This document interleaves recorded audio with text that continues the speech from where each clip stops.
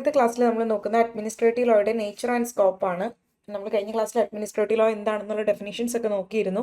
Administrative ലോയുടെ nature and സ്കോപ്പിലേക്ക് വരുമ്പോൾ ഇത് നിങ്ങൾ വായിച്ചു നോക്കുക ഈ നോട്ട്. പക്ഷെ നമുക്ക് ഇതിൻ്റെ ഒരു എസെൻസ് എന്താണെന്നാണ് പറഞ്ഞു പോകുന്നത്. ഓരോ 1 by 1 സെൻറ്റൻസസ് ആയിട്ട് വായിക്കുന്നില്ല. അഡ്മിനിസ്ട്രേറ്റീവ് ലോ എന്ന് പറയുമ്പോഴേക്കും ഇതിൽ പറയുന്നത് ഒരു ബ്രാഞ്ച് ഓഫ് പബ്ലിക് ലോ ആണ്. പബ്ലിക് ലോയുടെ ബ്രാഞ്ചാണ് എന്ത് അഡ്മിനിസ്ട്രേറ്റീവ് ലോ എന്ന് പറയുന്നത്. ആ അഡ്മിനിസ്ട്രേറ്റീവ് ലോ ആണ് കൺട്രോൾ ചെയ്യുന്നത് എങ്ങനെയാണ് ഗവൺമെൻറ് ഡിപ്പാർട്ട്മെൻറ്റുകളും ഗവൺമെൻറ് ഏജൻസീസും വർക്ക് ചെയ്യേണ്ടതെന്ന്. അതായത് ഏത് രീതിയിലാണ് ഗവൺമെൻറ് ഡിപ്പാർട്ട്മെൻറ്റും ഗവൺമെൻറ് ഏജൻസീസും വർക്ക് ചെയ്യേണ്ടതെന്ന് കൺട്രോൾ ചെയ്യുന്ന പബ്ലിക് ലോയുടെ ഒരു ബ്രാഞ്ചാണ് അഡ്മിനിസ്ട്രേറ്റീവ് ലോ എന്ന് പറയുന്നത്. അതായത് നമ്മുടെ ഗവൺമെൻറ് ഡിപ്പാർട്ട്മെൻറ്റ്സുകളൊക്കെ ഇല്ലേ, ആ ഗവൺമെൻറ് ഡിപ്പാർട്ട്മെൻറ്റുകളും ഗവൺമെൻറ് ഏജൻസീസും വർക്ക് ചെയ്യുന്നത് ഏത് രീതിയിലാണ്, അത് എങ്ങനെ കൺട്രോൾ ചെയ്യണം എന്ന് ഡീൽ ചെയ്യുന്നത് ഈ അഡ്മിനിസ്ട്രേറ്റീവ് ലോയിലൂടെയാണ്. അത് ആക്ച്വലി ഒരു പബ്ലിക് ലോയുടെ ബ്രാഞ്ചാണ്. അപ്പോൾ ഇതിലൂടെയാണ് എങ്ങനെയാണ് ഗവൺമെൻറ് ഒഫീഷ്യൽസും അല്ലെങ്കിൽ ഗവൺമെൻറ് ബോഡീസും എങ്ങനെയാണ് ആക്ട് ചെയ്യേണ്ടതെന്ന് മേക്ക് ഷുവർ ചെയ്യുന്നത് ഈ അഡ്മിനിസ്ട്രേറ്റീവ് ലോ ആണ്. അതായത് ഫെയർ ആയിട്ടും ലീഗലായിട്ടും റീസണബിൾ ആയിട്ടുള്ള രീതിയിലും അവർ ഡിസിഷൻസ് മേക്ക് ചെയ്യുക അല്ലെങ്കിൽ അവർ റൂളുകൾ ക്രിയേറ്റ് ചെയ്യുക എന്നുള്ള കാര്യം ഉറപ്പുവരുത്തുന്നത് ഈ അഡ്മിനിസ്ട്രേറ്റീവ് ലോ ആണ്. അതായത് അവർ നിയമങ്ങൾ കൊണ്ടുവരുമല്ലോ. അപ്പോൾ അവർ നിയമങ്ങൾ കൊണ്ടുവരുമ്പോൾ ഡിസിഷൻസ് മേക്ക് ചെയ്യുമ്പോൾ അല്ലെങ്കിൽ ഈ പറയുന്ന അവർ റൂളുകൾ ക്രിയേറ്റ് ചെയ്യുന്ന സമയത്ത് അത് ഫെയർ ആയിട്ടും ലീഗലായിട്ടും റീസണബിൾ ആയിട്ടും വേണം എന്ന് ഉറപ്പ് വരുത്തുന്നത് ഈ അഡ്മിനിസ്ട്രേറ്റീവ് ലോയിലൂടെയാണ്. അപ്പോൾ അഡ്മിനിസ്ട്രേറ്റീവ് ലോ എന്ന് പറയുന്നത് എന്തൊക്കെ കാര്യങ്ങളെ കവർ ചെയ്യുന്നതെന്ന് ചോദിച്ചാൽ റൂൾ മേക്കിംഗ് കവർ ചെയ്യുന്നുണ്ട്. റൂൾ മേക്കിംഗ് എന്ന് പറയുമ്പോൾ ഗവൺമെൻറ് റെഗുലേഷൻസും റൂൾസും ഒക്കെ ക്രിയേറ്റ് ചെയ്യില്ലേ. അപ്പോൾ അങ്ങനെ റൂൾസ് ആൻഡ് റെഗുലേഷൻസ് ക്രിയേറ്റ് ചെയ്യുമ്പോൾ അത് പ്രോപ്പറായിട്ടാണോ ക്രിയേറ്റ് ചെയ്തതെന്ന് ഏത് ബ്രാഞ്ച് ഉറപ്പ് വരുന്നത്? അഡ്മിനിസ്ട്രേറ്റീവ് ലോ എന്ന് പറയുന്ന ബ്രാഞ്ചാണ് ഉറപ്പ് വരുന്നത്. പിന്നെ അതുപോലെ തന്നെ അഡ്ജുഡിക്കേഷൻ എന്ന് പറയുന്നത് ചിലപ്പോൾ ഗവൺമെൻറ് ബോഡീസ് അവർ ഈ പറയുന്ന ട്രൈബ്യൂണൽ അങ്ങനെ സെറ്റപ്പ് ഒക്കെ വഴിയായിട്ട് എക്സിക്യൂട്ടീവ് അതോറിറ്റീസ് തന്നെ എന്ത് ചെയ്യും, അവർ ഡിസ്പ്യൂട്ടുകൾ ഡിസൈഡ് ചെയ്യും ഗവൺമെൻറ് ബോഡീസ് തന്നെ. അപ്പോൾ അത് ഡിസൈഡ് ചെയ്യുമ്പോൾ അങ്ങനെയുള്ള അവരുടെ ആ ഒരു അഡ്ജുഡിക്കേഷൻ എങ്ങനെയാണ് അവർ ഒരു ഡിസ്പ്യൂട്ട് അഡ്ജുഡിക്കേറ്റ് ചെയ്തോ തീർപ്പാക്കി അല്ലെങ്കിൽ അതെങ്ങനെ ഡിസൈഡ് ചെയ്തു എന്നുള്ളത് അത് ഫെയർ ആയിട്ട് റീസണബിൾ ആയിട്ട് വേണമെന്ന് ഡീൽ ചെയ്യുന്നത് ഈ അഡ്മിനിസ്ട്രേറ്റീവ് ലോയിലൂടെയാണ്. പിന്നെ അവരെങ്ങനെയാണ് ഈ പാർലമെൻറ്റും സ്റ്റേറ്റ് ലെജിസ്ലേച്ചറും കൊണ്ടുവന്ന ലോസും അതുപോലെ തന്നെ ഈ പെനാലിറ്റിയൊക്കെ MVD ഒക്കെ പെനാലിറ്റി കൊടുക്കില്ല. അപ്പോൾ അങ്ങനെയുള്ള പെനാലിറ്റീസും അല്ലെങ്കിൽ ഈ പറയുന്ന ലോസൊക്കെ എങ്ങനെയാണ് അപ്ലൈ ചെയ്യേണ്ടത്, അവരെങ്ങനെ എൻഫോഴ്സ് ചെയ്യേണ്ടത്, അവരുടെ എൻഫോഴ്സ്മെൻറ്റ് മെക്കാനിസം, ഈ കാര്യങ്ങളൊക്കെയാണ് അഡ്മിനിസ്ട്രേറ്റീവ് ലോയിൽ ഡീൽ ചെയ്യുന്നത്. അവരുടെ റൂൾ മേക്കിംഗ് എങ്ങനെയായിരിക്കണം, അവരുടെ അഡ്ജുഡിക്കേഷൻ എങ്ങനെയായിരിക്കണം, അവരുടെ എൻഫോഴ്സ്മെൻറ്റ് എങ്ങനെയായിരിക്കണം. ഈ 3 കാര്യങ്ങളും ഗവൺമെൻറ് ഡിപ്പാർട്ട്മെൻറ്റ്സ് അല്ലെങ്കിൽ government officials legally fairly reasonably ചെയ്യണം എന്നുള്ള കാര്യമാണ് അഡ്മിനിസ്ട്രേറ്റീവ് ലോ എന്ന പബ്ലിക് ലോയുടെ ബ്രാഞ്ചായത് ഡീൽ ചെയ്യുന്നത്. അപ്പോൾ അഡ്മിനിസ്ട്രേറ്റീവ് ലോ എന്ന് പറയുന്ന പല ഏരിയാസിൽ അപ്ലൈ ചെയ്യും. ഏതൊക്കെ ഏരിയാസ് അത് ഇവിടെ കൊടുത്തിട്ടുണ്ട്? പോലീസ്, അതുപോലെ തന്നെ taxation, trade, manufacturing, broadcasting, immigration, transport, ഇങ്ങനെയുള്ള പല ഏരിയാസിലും അഡ്മിനിസ്ട്രേറ്റീവ് ലോ അപ്ലൈ ചെയ്യുന്നുണ്ട്. അപ്പോൾ അഡ്മിനിസ്ട്രേറ്റീവ് ലോ എന്ന് പറയുന്ന കോൺസെപ്റ്റ് ആക്ച്വലി വളർന്നു വന്നത് ഒരു 20th സെഞ്ച്വറിയിലാണ്. കാരണം മോഡേൺ ഗവൺമെൻറ്റുകൾ കൂടുതൽ കാര്യങ്ങളും, അതായത് ഗവൺമെൻറ് ഡിപ്പാർട്ട്മെൻറ്റുകൾ അല്ലെങ്കിൽ ഈ പറയുന്ന അഡ്മിനിസ്ട്രേറ്റീവ് അതോറിറ്റീസ് അല്ലെങ്കിൽ അഡ്മിനിസ്ട്രേറ്റീവ് ഏജൻസീസ് കൂടുതൽ വർക്ക് ചെയ്യാൻ തുടങ്ങിയത് ആ സമയത്താണ്. സോ അപ്പോൾ അങ്ങനെ വന്നപ്പോൾ അഡ്മിനിസ്ട്രേറ്റീവ് പവേഴ്സ് എന്ത് ചെയ്യേണ്ട വന്നു, കൺട്രോൾ ചെയ്യേണ്ട വന്നു. കാരണം അഡ്മിനിസ്ട്രേറ്റീവ് പവേഴ്സ് കൂടുതലായി വന്നത് 20th സെഞ്ച്വറി ആ സമയത്താണ്. അപ്പോൾ അവരുടെ പവേഴ്സ് ഒരു ദുരുപയോഗം ചെയ്യാതിരിക്കാൻ വേണ്ടി കൺട്രോൾ ചെയ്യണം. ഇപ്പോൾ സപ്പോസ് ഒരു ഗവൺമെൻറ് ഓഫീസർ ഒരു ഡിസിഷൻ എടുത്തു, ഒരാളുടെ ടാക്സ് അല്ലെങ്കിൽ വിസ അല്ലെങ്കിൽ ലൈസൻസ് പറ്റി, അപ്പോൾ അത് കൊടുക്കണോ വേണ്ടിയോ എന്നുള്ളത് സംബന്ധിച്ച് അപ്പോൾ അത് അഡ്മിനിസ്ട്രേറ്റീവ് ആക്ഷനാണ്. അപ്പോൾ ഒരു പേഴ്സൺ ഡിസഗ്രി ചെയ്യുകയാണത്, എനിക്ക് തരാത്തതിന് ഒരാൾക്ക് കൊടുക്കാത്തതിൽ അയാൾ അത് ഡിസഗ്രി ചെയ്യുകയാണെങ്കിൽ എന്ത് ചെയ്യാൻ പറ്റും? അയാൾക്കത് ചലഞ്ച് ചെയ്യാൻ പറ്റും, കോടതി ചലഞ്ച് ചെയ്യാൻ പറ്റും. അപ്പോൾ അഡ്മിനിസ്ട്രേറ്റീവ് ആയിട്ടുള്ള സ്പെഷ്യൽ കോടതികളിലൂടെയൊക്കെയാണ് സം അതർ കൺട്രീസിൽ അത് ഡീൽ ചെയ്യുന്നത്. അതെങ്ങനെയാണ് ഈ പറയുന്ന അഡ്മിനിസ്ട്രേറ്റീവ് അതോറിറ്റീസിൻ്റെ പവേഴ്സ് ആൻഡ് ഫങ്ഷൻസ് കൺട്രോൾ ചെയ്യുന്നത്. സെപ്പറേറ്റ് ആയിട്ടുള്ള അഡ്മിനിസ്ട്രേറ്റീവ് കോടതികളുണ്ട് ഇങ്ങനെയുള്ള ഗവൺമെൻറ് ഡിസിഷൻസ് റിവ്യൂ ചെയ്യാൻ വേണ്ടിയിട്ട്. ചില അതർ കൺട്രീസിൻ്റെ അകത്ത് ഇങ്ങനെയുള്ള സെപ്പറേറ്റ് ആയിട്ടുള്ള കോടതി തന്നെ അതിന് വേണ്ടിയിട്ടുണ്ട്. ഇപ്പോൾ ഈ സിവിൽ ലോ കൺട്രീസിലൊക്കെ സ്പെഷ്യലൈസ്ഡ് കോർട്സുകളുണ്ട്, അഡ്മിനിസ്ട്രേറ്റീവ് കോർട്ട് എന്ന് പറയുന്ന കോടതികൾ ഇങ്ങനെയുള്ള ഡിസിഷൻസിനെ റിവ്യൂ ചെയ്യാൻ വേണ്ടിയിട്ട്. ഇനി നമ്മൾ നോക്കുന്നത് reasons for the growth of administrative law. Administrative law എന്ന് പറയുന്ന ഒരു കോൺസെപ്റ്റ് വളർന്നു വരാനുണ്ടായ റീസൺ എന്തൊക്കെയാണ്, ഇങ്ങനെ ഒരു ബ്രാഞ്ച് ഓഫ് ലോ എന്തുകൊണ്ട് വളർന്നു വന്നു എന്നുള്ളതിൻ്റെ റീസൺസ് ആണ് നോക്കുന്നത്.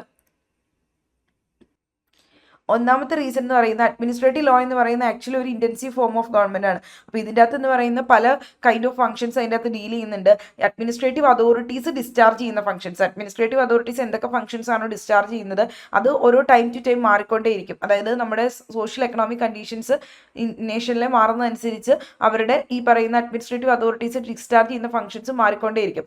അപ്പോൾ അതിന് ഈ അഡ്മിനിസ്ട്രേറ്റീവ് ലോ എന്ന് പറയുന്ന ഒരു ബ്രാഞ്ച് വളർന്നു വരാനായിട്ട് അതിൻ്റെ ഒരു റാപ്പിഡ് ഗ്രോത്തിനും ഡെവലപ്മെൻറ്റിനും ഉള്ള മേജർ ഫാക്ടർ ഫാക്ടേഴ്സ് ഏതൊക്കെയാണെന്ന് ചോദിച്ചാൽ ഒന്നാമത്തത് radical change in the philosophy of role of state. അതായത് പണ്ട് ഈ ഒരു എന്താ പറയുക പോലീസ് സ്റ്റേറ്റ് എന്ന് പറയുന്ന കോൺസെപ്റ്റിൽ നിന്നും, അതായത് നമ്മൾ ആളുകൾ ചെയ്യുന്ന കാര്യങ്ങളെ റൂൾസ് ആൻഡ് കണ്ടക്ട് റെഗുലേറ്റ് ചെയ്യുന്ന ആ ഒരു കോൺസെപ്റ്റിൽ നിന്നും ഒരു വെൽഫെയർ സ്റ്റേറ്റ് അല്ലെങ്കിൽ ഈ പറയുന്ന ലെസഫെയർ സ്റ്റേറ്റ് എന്ന് പറയുന്ന ആ ഒരു കോൺസെപ്റ്റ് ഗിവപ്പ് ചെയ്യുകയും, അതായത് ലോ ആൻഡ് ഓർഡർ മെയിൻറ്റെയിൻ ചെയ്യുക എന്ന് പറയുന്ന ഒരു നെഗറ്റീവ് പോളിസി ഇല്ലേ, നമ്മൾ ചെയ്യുന്ന കാര്യങ്ങൾ എന്തൊക്കെ ചെയ്യാം എന്തൊക്കെ ചെയ്യരുത് എന്നുള്ളത് കൺട്രോൾ ചെയ്യുന്ന ഒരു സിസ്റ്റം, അത് മാറ്റിയിട്ട് പിന്നെ എന്തിലേക്കായി ജനങ്ങളുടെ വെൽഫെയറിനും കൂടി ലോസ് മേക്ക് ചെയ്യണം, വെൽഫെയർ ഓഫ് ദി സ്റ്റേറ്റും കൂടി കൺസിഡർ ചെയ്യണം എന്നൊരു കോൺസെപ്റ്റിലേക്ക് എത്തി. അങ്ങനെ ഒരു റാഡിക്കൽ ഷിഫ്റ്റ് വന്നതാണ് ഏതിന് കാരണമാക്കിയത്?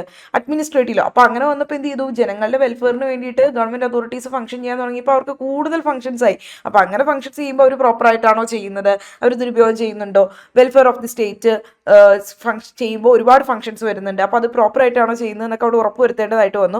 അങ്ങനെയാണ് ഈ അഡ്മിനിസ്ട്രേറ്റീവ് ലോ, അതിന് വേണ്ടിയിട്ട് ഒരു ലോ വേണം എന്നുള്ളത് ഈ ഒരു ബ്രാഞ്ച് ഡെവലപ്പ് ചെയ്ത് വന്നത്. അപ്പോൾ ഒന്നാമത് radical change the philosophy of role of state, അതായത് എന്ത് ചെയ്തു?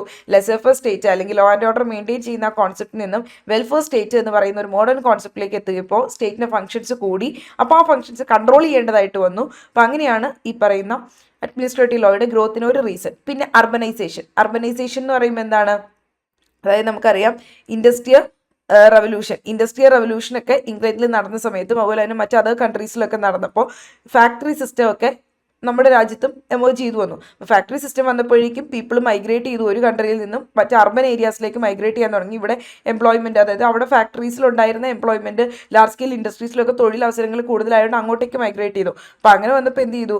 ഇവർക്ക് ഈ പറയുന്ന ഹൗസിങ്ങും റോഡും പാർക്കും മൈഗ്രേറ്റ് ചെയ്യാൻ തുടങ്ങിയപ്പോൾ അവിടെ ഈ പറയുന്ന ഹൗസും റോഡും പാർക്കും എഫക്റ്റീവ് ആയിട്ടുള്ള ഡ്രെയിനേജ് സിസ്റ്റം ഒക്കെ അവർക്ക് പ്രൊവൈഡ് ചെയ്യേണ്ടി വന്നു. അപ്പോൾ അതിന് വേണ്ടിയിട്ടുള്ള ലെജിസ്ലേഷൻസ് എനാക്ട് ചെയ്തു, ബെറ്റർ ആയിട്ടുള്ള ഫെസിലിറ്റീസ് കാര്യങ്ങൾക്ക് വേണ്ടിയിട്ട്. അതുപോലെ തന്നെ അഡ്മിനിസ്ട്രേറ്റീവ് അതോറിറ്റീസ് ഈ പറയുന്ന സ്റ്റേറ്റ് ഒക്കെ കൊണ്ടുവരുന്ന ലെജിസ്ലേഷൻസ് നടപ്പിലാക്കാൻ വേണ്ടിയിട്ട് ബെറ്റർ ആയിട്ടുള്ള ഫെസിലിറ്റീസ് ആരും പ്രൊവൈഡ് ചെയ്യേണ്ടതായിട്ട് വന്നു. അഡ്മിനിസ്ട്രേറ്റീവ് അതോറിറ്റീസ് അതിനനുസരിച്ച് റൂൾസ് ആൻഡ് റെഗുലേഷൻസ് കൊണ്ടുവരേണ്ടതായിട്ട് വന്നു. കുറേ സ്കീമുകൾ കാര്യങ്ങളൊക്കെ അവർ ഫ്രെയിം ചെയ്ത് കൊണ്ടുവന്നു. അപ്പോൾ അങ്ങനെ വന്നപ്പോൾ എന്ത് ചെയ്തു? അഡ്മിനിസ്ട്രേറ്റീവ് അതോറിറ്റീസിൻ്റെ ഫംഗ്ഷൻസ് കൂടിയ മറ്റൊരു അവസരമാണ് ഈ അർബനൈസേഷൻ വന്നത് എന്ന് പറയുന്നത്.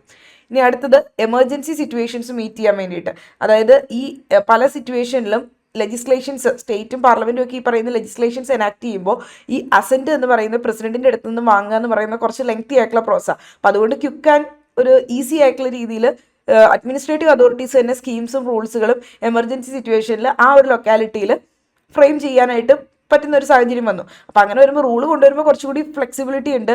അപ്പോൾ അങ്ങനെ വന്നപ്പോൾ എന്ത് ചെയ്തു? ഈ അഡ്മിനിസ്ട്രേറ്റീവ് അതോറിറ്റീസ് രാജ്യത്ത് അവരുടെ ആ ഒരു കോൺസ്റ്റന്റ് ഗ്രോത്ത് വളർന്നു വന്നുകൊണ്ടേയിരുന്നു. അപ്പോൾ അതാണ് എമർജൻസി സിറ്റുവേഷൻസ് മീറ്റ് ചെയ്യാൻ വേണ്ടിയിട്ട്. ആ ഒരു ലെങ്തി പ്രോസസ്സ് പറ്റില്ലല്ലോ ലെജിസ്ലേഷൻ വഴിയായിട്ടുള്ള. അതുകൊണ്ട് ഇനി അടുത്തത് ഇൻഅഡിക്വസി ഓഫ് ജുഡീഷ്യൽ സിസ്റ്റം. നമുക്കറിയാം ജുഡീഷ്യൽ സിസ്റ്റത്തിൻ്റെ ഇൻഅഡിക്വസി, അതായത് ജുഡീഷ്യൽ സിസ്റ്റം എപ്പോഴും ഈ പറയുന്ന ഡിസ്പ്യൂട്ടുകളൊക്കെ ഡിസൈഡ് ചെയ്യാനായിട്ട് പറ്റില്ല. ഒരുപാട് കേസുകൾ കാര്യങ്ങൾ പലതരത്തിലുള്ള ഡിസ്പ്യൂട്ട് ഉണ്ട്. അത് വളരെ സ്ലോ, കോസ്റ്റ്ലി അല്ലെങ്കിൽ ഇൻഎക്സ്പേർട്ട് ആയിട്ടുള്ള കോംപ്ലക്സ് ആയിട്ടുള്ള ഫോർമലിസ്റ്റിക് ആയിട്ടുള്ള പരിപാടിയാണ്. അതായത് വളരെ ഫോർമാലിറ്റിയോട് കൂടി ചെയ്യാൻ പറ്റുള്ളൂ. അപ്പോൾ അത് ഓവർ ബേർഡൻ ആയിട്ട് വരുന്ന, ഇപ്പോഴേ ഓവർ ബേർഡൻ ആണ് കേസ്. അപ്പോൾ അതുകൊണ്ട് സ്പീഡി റെമഡി എന്ന് പറയുന്ന ഇമ്പോർട്ടൻറ്റ് മാറ്റേഴ്സിൽ കിട്ടില്ല. ഇപ്പോൾ സപ്പോസ് തൊഴിലാളികൾ തമ്മിലുള്ള പ്രശ്നം, എംപ്ലോയറും എംപ്ലോയിയും തമ്മിലുള്ള പ്രശ്നം, ലോക്കൗട്ട്, സ്ട്രൈക്ക്, ഇതൊക്കെ വർഷങ്ങളെടുത്ത് പയ്യെ തീർപ്പാക്കിയിട്ട് കാര്യമില്ല. അപ്പോൾ ഇങ്ങനെയുള്ള കാര്യങ്ങളൊക്കെ ബേണിംഗ് പ്രോബ്ലംസ് പെട്ടെന്ന് തന്നെ സോൾവ് ചെയ്യണം. അപ്പോൾ അതൊരു സ്റ്റാറ്റ്യൂട്ട് ഉണ്ടാക്കി അല്ലെങ്കിൽ നിയമം വഴിയായിട്ട് പോവുകയാണെങ്കിൽ ട്രയലൊക്കെ നടത്തി വരുമ്പോൾ കോടതിയിൽ കേസ് പെൻഡിങ് ആയിരിക്കും, ഒത്തിരി നാളെടുക്കും. അപ്പോൾ ഇതിനൊക്കെ വേണ്ടിയിട്ട് സെപ്പറേറ്റ് ആയിട്ടുള്ള ഒരു ക്വാസി ജുഡീഷ്യൽ അതോറിറ്റീസ് ക്രിയേറ്റ് ചെയ്ത്, ഇപ്പോൾ നമ്മുടെ ലേബർ കോടതികളൊക്കെ, അപ്പോൾ അതെന്തിനു വേണ്ടി, അല്ലെങ്കിൽ ഇൻഡസ്ട്രിയൽ ട്രൈബ്യൂണൽസ് ഒക്കെ, ഇത് ഒരു എക്സ്പെർട്ടൈസ് ആയിട്ടുള്ള ആളുകളെ ഇതിന് വെച്ചിട്ട് ഇങ്ങനെയുള്ള കോംപ്ലക്സ് പ്രോബ്ലംസ് ഡീൽ ചെയ്യാനായിട്ടുള്ളതാണ്. അപ്പോൾ ഇവരും ഈ പറയുന്ന ഗവൺമെൻറ് അതോറിറ്റീസ് ആണല്ലോ, അഡ്മിനിസ്ട്രേറ്റീവ് അതോറിറ്റീസാണ്. അപ്പോൾ ഇങ്ങനെയുള്ള പല രീതികളിലൂടെയാണ് ഈ അഡ്മിനിസ്ട്രേറ്റീവ് പവേഴ്സ് അല്ലെങ്കിൽ അഡ്മിനിസ്ട്രേറ്റീവ് ലോ എന്ന് പറയുന്നത് ഗ്രോത്ത് വന്നത്. അതായത് ഇങ്ങനെ അഡ്മിനിസ്ട്രേറ്റീവ് അതോറിറ്റീസിന്റെ പവേഴ്സ് വൈഡൻ ആയപ്പോൾ അവരെ കൺട്രോൾ ചെയ്യണം, അവർ ചെയ്യുന്ന കാര്യങ്ങൾ പ്രോപ്പർ ആണോ എന്ന് ഉറപ്പ് വരുത്തണം. അങ്ങനെ അഡ്മിനിസ്ട്രേറ്റീവ് ലോയും വന്നു. ഇനി അടുത്തൊരു ഗ്രോത്തിന്റെ റീസൺ നമുക്ക് നോക്കാം. ഇൻഅഡിക്വസി ഓഫ് ലെജിസ്ലേറ്റീവ് പ്രോസസ്, അതായത് പല കാര്യങ്ങളിലും ഈ പറയുന്ന ലെജിസ്ലേറ്റീവ് പ്രോസസ്സ് ഇല്ല, അതായത് ലെജിസ്ലേഷൻസ് ഇല്ല. ഇപ്പോൾ ഒരു ടൈമും ഇല്ല, അല്ലെങ്കിൽ പറയുന്ന ആ ഒരു ടെക്നിക്കൽ ആയിട്ടുള്ള രീതിയിൽ എല്ലാ കാര്യങ്ങളിലും വെച്ചുകൊണ്ട് ഒരു നിയമം കൊണ്ടുവരിക, ലെജിസ്ലേഷൻസ് മേക്ക് ചെയ്യുക എന്ന് പറഞ്ഞാൽ ഇമ്പോസിബിൾ ആയി. അപ്പോൾ അങ്ങനെ വന്നപ്പോൾ അതിന് വേണ്ടിയിട്ടുള്ള ഡീറ്റെയിൽഡ് ആയിട്ടുള്ള റൂൾസും റെഗുലേഷൻസും കൊണ്ടുവരികയാണ് ബെറ്റർ എന്ന് മനസ്സിലായി. ഈ ലെജിസ്ലേച്ചർ കൊണ്ടുവരുന്ന ആ ഒരു ലോ മേക്കിംഗ് പ്രോസസ്സ് ഭയങ്കര ഡീറ്റെയിൽഡ് പ്രൊസീജിയറാണ്. അപ്പോൾ അത് ഇൻഅഡിക്വേറ്റ് ആണെന്ന് മനസ്സിലാവുകയും ഇവർ ഈ പറയുന്ന ഇപ്പോൾ ഒരു റേറ്റ് ഫിക്സ് ചെയ്യാൻ അല്ലെങ്കിൽ ലൈസൻസ് പ്രൊവൈഡ് ചെയ്യാൻ ഇങ്ങനെയുള്ള കാര്യങ്ങളൊക്കെ റൂൾസ് ആൻഡ് റെഗുലേഷൻസ് അഡ്മിനിസ്ട്രേറ്റീവ് അതോറിറ്റീസിന് പവേഴ്സ് ഡെലിഗേറ്റ് ചെയ്ത് കൊടുത്തു. കാരണം അവർക്ക് അതിനുള്ള അവർക്ക് അതിനുള്ള അധികാരമുണ്ടെന്നും പറഞ്ഞുകൊണ്ട് ഇപ്പോൾ ഒരു ആക്ട് കൊണ്ടുവന്നിട്ട് ആക്ടിന് അണ്ടറിൽ റൂളും റെഗുലേഷൻസും മേക്ക് ചെയ്യാനായിട്ടുള്ള പവേഴ്സ്, അതായത് മെയിൻ ആയിട്ടുള്ള ആക്ടിന്റെ സ്ട്രക്ചർ കൊണ്ടുവരും. അതിലേക്ക് ബാക്കി റൂളും റെഗുലേഷനൊക്കെ ഫില്ല് ചെയ്യാനുള്ള പവർ ആർക്ക് കൊടുക്കും? എക്സിക്യൂട്ടീവ് അതോറിറ്റീസിന് അതിൻ്റെ അണ്ടറിൽ പവേഴ്സ് കൊടുക്കുകയാണ് ചെയ്യുന്നത്. അപ്പം അങ്ങനെ ലെജിസ്ലേറ്റീവ് പ്രോസസ്സിന് ഇൻഅഡിക്വസി, അതും അഡ്മിനിസ്ട്രേറ്റീവ് അതോറിറ്റീസിന്റെ പവേഴ്സ് കൂടാനും അഡ്മിനിസ്ട്രേറ്റീവ് ലോ വരാനും മറ്റൊരു കാരണമാണ്. പിന്നെ അതുപോലെ തന്നെ സ്കോപ്പ് ഫോർ എക്സ്പെരിമെന്റേഷൻ, അതിന്റെ അർത്ഥം എന്ന് വെച്ചാൽ അഡ്മിനിസ്ട്രേറ്റീവ് പ്രോസസ്സ് അത് ഒരുപാട് ഈ പറയുന്ന എക്സ്പെരിമെന്റ്സിനുള്ള ഒരു സ്കോപ്പാണ്. കാരണം ലെജിസ്ലേഷൻ പോലെയല്ല, ഈ പറയുന്ന ഒരു റൂൾ എന്ന് പറയുന്നത് ആ ഒരു അടുത്ത ഒരു എന്താ പറയുക next session of legislature comments ചെയ്യുന്നത് വരെയും അങ്ങനെയാണത് കണ്ടിന്യൂ ചെയ്യണമെന്ന് നിർബന്ധമൊന്നുമില്ല. അപ്പോൾ ഒരു റൂൾ എന്ന് പറയുന്നത് കുറച്ച് നാളത്തേക്ക് വേണ്ടിയിട്ട് മെയ്ഡ് ചെയ്യാം. ഇനിയിപ്പോൾ അത് കഴിഞ്ഞപ്പോഴേക്കും ആ ഒരു റൂള് ഡിഫക്റ്റീവ് ആയിട്ട് തോന്നുകയാണെങ്കിൽ ആ റൂൾ വേണമെങ്കിൽ ഈസി ആയിട്ട് നമുക്ക് ഓൾട്ടർ ചെയ്യാം, അല്ലെങ്കിൽ പെട്ടെന്ന് തന്നെ നമുക്കത് മോഡിഫൈ ചെയ്യാം ഷോർട്ട് പീരീഡിനുള്ളിൽ തന്നെ. ഇപ്പോൾ ലെജിസ്ലേഷൻ എന്ന് പറയുന്നത് ശരിക്കും ഒരു റിജിഡ് ആയിട്ടുള്ള സ്ലോ മേക്കിംഗ് പ്രോസസ് ആണെങ്കിൽ അഡ്മിനിസ്ട്രേറ്റീവ് ആയിട്ടുള്ള പ്രോസസ്സ് റൂൾ റെഗുലേഷൻ മേക്കിംഗ് എന്ന് പറഞ്ഞാൽ കുറച്ചും കൂടി ഫ്ലെക്സിബിൾ ആണ്. പിന്നെ അതുപോലെ തന്നെ ടെക്നിക്കാലിറ്റീസ് അവോയ്ഡ് ചെയ്യാൻ വേണ്ടി, അതായത് അഡ്മിനിസ്ട്രേറ്റീവ് അതോറിറ്റീസിന് കുറച്ചും കൂടി ടെക്നിക്കാലിറ്റീസ് അവോയ്ഡ് ചെയ്യാൻ പറ്റും. അഡ്മിനിസ്ട്രേറ്റീവ് ലോ എന്ന് പറയുമ്പോൾ അവർ കുറച്ചും കൂടി ഫംഗ്ഷണൽ ആണ്, ഒരു തിയറിറ്റിക്കൽ ലീഗലിസ്റ്റിക് അപ്രോച്ചിനേക്കാളും കുറച്ചും കൂടി ഫംഗ്ഷണൽ ആയിട്ടുള്ള അപ്രോച്ചാണ്. ഇപ്പോൾ പണ്ടത്തെ ആ ഒരു ട്രഡീഷണൽ ജുഡീഷ്യറി കോൺസെപ്റ്റ് എന്ന് പറയുമ്പോൾ കുറച്ചും കൂടി കൺസർവേറ്റീവ്, റിജിഡ് അല്ലെങ്കിൽ ടെക്നിക്കൽ ആയിട്ടുള്ള പ്രോസസ് അല്ലേ. അപ്പോൾ അത് എപ്പോഴും നമുക്ക് കോടതിക്ക് ഈ പറയുന്ന ഒരു ഫോർമാലിറ്റി ഇല്ലാതെ കോടതിക്ക് ഒരിക്കലും കേസ് ഡിസൈഡ് ചെയ്യാൻ പറ്റില്ല, ആ ടെക്നിക്കൽ പ്രോസസ്സിലൂടെ മാത്രമേ പറ്റുള്ളൂ. പക്ഷേ ഇതിന് ഈ അഡ്ജുഡിക്കേറ്റീവ് അതോറിറ്റീസ് ആയിട്ടുള്ള മറ്റ് ക്വാസി ജുഡീഷ്യൽ അതോറിറ്റി ആയിട്ടുള്ള അഡ്മിനിസ്ട്രേറ്റീവ് ട്രൈബ്യൂണൽസ് ഒക്കെ എന്ന് പറയുമ്പോൾ അവർ ഈ പറയുന്ന റൂൾസ് ഓഫ് എവിഡൻസോ അല്ലെങ്കിൽ ഈ പറയുന്ന മറ്റ് കോടതിയുടെ പ്രൊസീജിയറോ ഒന്നും വഴിയായിട്ട് കേസ് ഡീൽ ചെയ്യണമെന്നില്ല. അവർക്ക് കുറച്ചും കൂടി പ്രാക്ടിക്കൽ പോയിന്റ് ഓഫ് വ്യൂവിൽ കോംപ്ലക്സ് ആയിട്ടുള്ള പ്രോബ്ലംസും ഈസിലി ഡിസൈൻ ചെയ്യാനായിട്ട് സാധിക്കും. അപ്പോൾ ഇതൊക്കെയായിരുന്നു അതിൻ്റെ മെയിൻ ആയിട്ടുള്ള റീസൺസ്. എന്താ അഡ്മിനിസ്ട്രേറ്റീവ് അതോറിറ്റീസിൻ്റെ പവേഴ്സ് കൂടാനും അതുവഴി അഡ്മിനിസ്ട്രേറ്റീവ് ലോ ഡെവലപ്പ് ചെയ്യാനും. അടുത്ത റീസൺ ആണ് പ്രിവെന്റീവ് മെക്കാനിസം.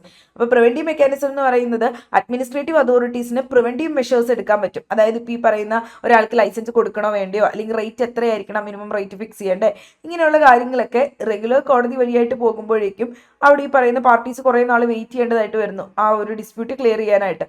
പക്ഷേ പ്രിവെന്റീവ് ആക്ഷൻസ് ഒക്കെ എന്ന് പറയുന്നത് കുറച്ചും കൂടി ഫ്ലെക്സിബിൾ ആവണമെങ്കിൽ, എന്താ പറയുക യൂസ്ഫുൾ ആവണമെങ്കിൽ ഫ്രീമാൻ്റെ ഒരു കോട്ടുണ്ട്, inspection and grading of meat answers the consumer's need more adequately that does a right to sue the seller after the consumer is injured. അതായത് പ്രോപ്പർ ആയിട്ടുള്ള രീതിയിൽ പെട്ടെന്ന് സോൾവ് ചെയ്യായിരിക്കും ഏറ്റവും ബെറ്റർ എന്നുള്ള രീതിയിലാണ് പറയുന്നത്. കറക്റ്റ് ടൈമിൽ അഡ്വക്കേറ്റ് ആയിട്ടുള്ള രീതിയിൽ ട്രീറ്റ് ചെയ്യണം എന്നുള്ളത്. അപ്പോൾ ഇവിടെയും ഈ പറയുന്ന പ്രോപ്പറായിട്ട് ഇപ്പോൾ ഒരു ലൈസൻസ് കൊടുത്തു, അല്ലെങ്കിൽ ഈ പറയുന്ന ഇപ്പോൾ ലേബർ ലൈസൻസ് ക്യാൻസൽ ചെയ്തു തൊഴിലാളികൾക്ക്, ഇങ്ങനെയുള്ള കാര്യങ്ങളിലൊക്കെ പെട്ടെന്ന് തീരുമാനം എടുക്കണം. വർഷങ്ങൾ കഴിഞ്ഞ് എടുത്തിട്ട് കാര്യമില്ല കോടതി വഴിയുള്ള. അപ്പോൾ അങ്ങനെയാണ് ഈ അഡ്മിനിസ്ട്രേറ്റീവ് ലോ വളർന്നു വന്ന്. മറ്റൊരു റീസൺ എന്ന് പറഞ്ഞാൽ effective enforcement of preventive measures. അതായത് അഡ്മിനിസ്ട്രേറ്റീവ് അതോറിറ്റീസിന് എഫക്റ്റീവ് ആയിട്ടുള്ള സ്റ്റെപ്സ് എടുക്കാൻ പറ്റും ഈ പ്രിവെന്റീവ് മെഷേഴ്സ്. മുകളിൽ പറഞ്ഞ പ്രിവെന്റീവ് മെഷേഴ്സ് ഒക്കെ ഇല്ലേ, ലൈസൻസ് അല്ലെങ്കിൽ ഒരാളെ സസ്പെൻഡ് ചെയ്യണോ, റിവോക്ക് ചെയ്യണോ, ക്യാൻസൽ ചെയ്യണോ, അല്ലെങ്കിൽ പറയുന്ന കണ്ടാമിനേറ്റഡ് ആയിട്ടുള്ള ആർട്ടിക്കിൾസ്, ഗുഡ്സ് ഒക്കെ അത് ഡിസ്ട്രക്ട് ചെയ്യാനായിട്ട്, ഇങ്ങനെയുള്ള കാര്യങ്ങളൊക്കെ റെഗുലർ കോർട്ട് ഓഫ് ലോയിലൂടെ പോകുന്നതിന് പകരം പ്രിവെന്റീവ് മെഷേഴ്സ് പെട്ടെന്ന് എൻഫോഴ്സ് ചെയ്യാനായിട്ട് അഡ്മിനിസ്ട്രേറ്റീവ് ലോയിലൂടെ സാധിക്കുന്നതാണ്. So these all are the reasons for the growth of administrative law എന്ന് പറയുന്ന ഒരു കോൺസെപ്റ്റ് വളർന്നു വരാൻ ഉള്ള മെയിൻ റീസൺസ് എന്ന് പറയുന്നത് ഈ പറഞ്ഞ പോയിന്റുകളൊക്കെ തന്നെയാണ്. ഇനി നമ്മൾ നോക്കുന്നത് അഡ്മിനിസ്ട്രേറ്റീവ് ലോയും കോൺസ്റ്റിറ്റ്യൂഷണൽ ലോയും തമ്മിലുള്ള ഡിഫറൻസ് ആണ്. അതായത് പണ്ട് ഇംഗ്ലീഷ് റൈറ്റേഴ്സ് ഒക്കെ ഈ പറയുന്ന അഡ്മിനിസ്ട്രേറ്റീവ് ലോയും കോൺസ്റ്റിറ്റ്യൂഷൻ ലോയും നമ്മൾ ഒരു ഡിഫറൻസ് ഇല്ല എന്നാണ് പറഞ്ഞുകൊണ്ടിരുന്നത്. പക്ഷേ കീത്ത് എന്ന് പറയുന്ന ഒരു വ്യക്തി ഒബ്സർവ് ചെയ്ത് പറഞ്ഞു അഡ്മിനിസ്ട്രേറ്റീവ് ലോയും കോൺസ്റ്റിറ്റ്യൂഷൻ ലോയും തമ്മിൽ കുറച്ച് വ്യത്യാസമുണ്ട്. രണ്ടും പബ്ലിക് ലോയുടെ ബ്രാഞ്ചാണ്, പക്ഷെ എന്താണ് വ്യത്യാസം നമുക്ക് നോക്കാം. ഇദ്ദേഹം പറഞ്ഞത് ഈ ഇമ്പോസിബിൾ ആണ്, അതായത് ലോജിക്കലി നോക്കുമ്പോൾ ഇമ്പോസിബിൾ ആണ് അഡ്മിനിസ്ട്രേറ്റീവ് ലോയിനെ കോൺസ്റ്റിറ്റ്യൂഷൻ ലോയിൽ നിന്നും ഈ ഡിസ്റ്റിങ്ക്വിഷ് ചെയ്യാന്ന് പറയുന്ന ഒരുപാട് അറ്റംപ്റ്റ് അതിന് വേണ്ടിയിട്ട് നടന്നിട്ടുണ്ടെങ്കിലും അതൊക്കെ ഭയങ്കര ആർട്ടിഫിഷ്യൽ ആയിരുന്നു എന്നാണ് പറയുന്നത്. ഇനി ഹോളണ്ടിലേക്ക് വരുമ്പോൾ ഹോളണ്ട് പറയുന്നത് എന്താ, കോൺസ്റ്റിറ്റ്യൂഷണൽ ലോ എന്ന് പറയുന്നത് ഗവൺമെന്റിന്റെ വേരിയസ് ഓർഗൻസിന്റെ ഫംഗ്ഷൻ, ലെജിസ്ലേറ്റീവ്, എക്സിക്യൂട്ടീവ്, ജുഡീഷ്യറി, അതാണ് കേട്ടോ ആ ഓർഗൻസിന്റെ ഫംഗ്ഷൻസ് ആണ് പറയുന്നത്. അഡ്മിനിസ്ട്രേറ്റീവ് ലോ എന്ന് പറയുന്നതോ ഇൻ മോഷൻ ആണ് ഡിസ്ക്രൈബ് ചെയ്യുന്നത്. അതായത് എക്സിക്യൂട്ടീവ് അതോറിറ്റീസിന്റെ മാത്രം അല്ലെങ്കിൽ അഡ്മിനിസ്ട്രേറ്റീവ് അതോറിറ്റീസിന്റെ മാത്രം ഫംഗ്ഷൻസ് കാര്യങ്ങൾ പറയുന്നുള്ളൂ. മെയ്റ്റ്ലൻഡ് പറഞ്ഞിട്ടുള്ളത് അദ്ദേഹം ഈ പറയുന്ന ക്ലാസിഫിക്കേഷനെ അംഗീകരിച്ചിട്ടുണ്ടായിരുന്നില്ല. കാരണം പുള്ളിയെ സംബന്ധിച്ചിടത്തോളം ഈ പറഞ്ഞ powers and prerogatives of crown എന്ന് പറയുന്നത് relegated to the arena of administrative law, അതായത് ആ ഒരു ക്രൗൺ റൂളിനെ ബന്ധിപ്പിച്ചാണ് പുള്ളി സംസാരിച്ചിട്ടുള്ളത്. ജസ്റ്റ് വായിച്ച് നോക്കിയാൽ മതി ഇത്. ഇനി മറ്റൊരു രീതിയിൽ പറയുകയാണെങ്കിൽ കോൺസ്റ്റിറ്റ്യൂഷണൽ ലോ എന്ന് പറയുന്നത് ഫണ്ടമെന്റൽസ് ആയിട്ടുള്ള കാര്യങ്ങൾ ഡീൽ ചെയ്യുന്നു, അഡ്മിനിസ്ട്രേറ്റീവ് ലോ എന്ന് പറയുന്നത് അതിന്റെ ഡീറ്റെയിൽസ് മാത്രമേ ഡീൽ ചെയ്യുന്നുള്ളൂ. അപ്പോൾ റിട്ടേൺ കോൺസ്റ്റിറ്റ്യൂഷൻ ഉള്ള രാജ്യങ്ങളിലൊക്കെ, in countries which return constitution ഉള്ള രാജ്യങ്ങളിലൊക്കെ കോൺസ്റ്റിറ്റ്യൂഷണൽ ലോയും അഡ്മിനിസ്ട്രേറ്റീവ് ലോയും തമ്മിൽ ഈ പറയുന്ന ഒരു അത്ര ബ്ലേഡ് ആയിട്ടുള്ള ഒരു ഡിഫറൻസ് ഇല്ല ഈ പറയുന്ന ഇംഗ്ലണ്ടിലെ പോലെ. ചില അങ്ങനെ ഒരു ബ്രാഞ്ച് ഡിഫറൻസ് അവിടെ കൊടുത്തിട്ടില്ല. പക്ഷെ ചില കൺട്രീസിലൊക്കെ എന്ന് പറയുന്നത് കോൺസ്റ്റിറ്റ്യൂഷണൽ ലോയുടെ സോഴ്സ് എന്ന് പറയുന്നത് കോൺസ്റ്റിറ്റ്യൂഷൻ ആണ്. അഡ്മിനിസ്ട്രേറ്റീവ് ലോയുടെ സോഴ്സസ് എന്ന് പറയുന്നത് എന്തൊക്കെയായിരിക്കും? സ്റ്റാറ്റ്യൂട്ടറി ഇൻസ്ട്രുമെന്റ്സ്, പ്രീസിഡൻസ്, കസ്റ്റം ഒക്കെയാണ് അഡ്മിനിസ്ട്രേറ്റീവ് ലോയുടെ സോഴ്സ് എന്ന് പറയുന്നത്. അപ്പം നമുക്ക് കൺക്ലൂഡ് ചെയ്ത് പറയാൻ പറ്റുന്നത് IP മാസേ പറഞ്ഞിട്ടുണ്ട്. എന്തൊക്കെ ആർഗ്യുമെന്റ്സും കൗണ്ടർ ആർഗ്യുമെന്റ്സ് ഒക്കെ ഉണ്ടായാലും ഈ ഒരു ഫാക്ട് എന്ന് പറയുന്നത് ഇപ്പം നമുക്കറിയാം അഡ്മിനിസ്ട്രേറ്റീവ് ലോ എന്ന് പറയുമ്പോൾ ഒരു separate independent branch of legal discipline ആണ്. അപ്പോൾ അതിൻ്റെ അകത്ത് കോൺസ്റ്റിറ്റ്യൂഷണൽ ലോയും അഡ്മിനിസ്ട്രേറ്റീവ് ലോയും ചില സമയത്ത് ഓവർലാപ്പ് ചെയ്യാറുണ്ട്. പക്ഷേ രണ്ടും തമ്മിൽ ഡിഫറൻസ് ഉണ്ട്.